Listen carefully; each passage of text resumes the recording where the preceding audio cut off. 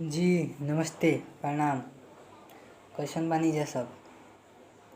सरकार चलैले बा खेसारी भैया का new video song Khesari music world पर रिलीज़ कर दिया गया है, जिस गाने को लिखे थे पवन पांडे जी और खेसारी लाल यादव के साथ में गाई थी अमृता दीक्षित जी, जो खेसारी म्यूजिक वर्ल्ड से रिलीज़ किया गया है।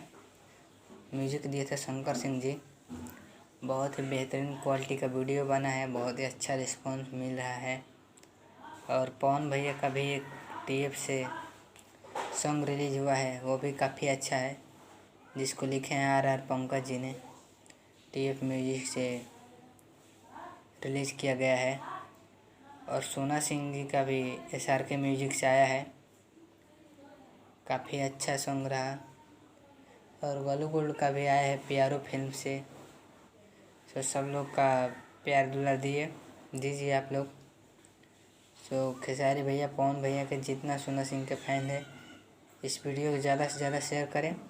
जो लोग देख लिए हैं वो कमेंट करके बताएं कैसा है। जो लोग नहीं देखे हैं पहले जा कर के सभी लोगों को गाना देख लें, उसके बाद से इसमें कमेंट शेयर सब्सक्राइब कर लीजिए।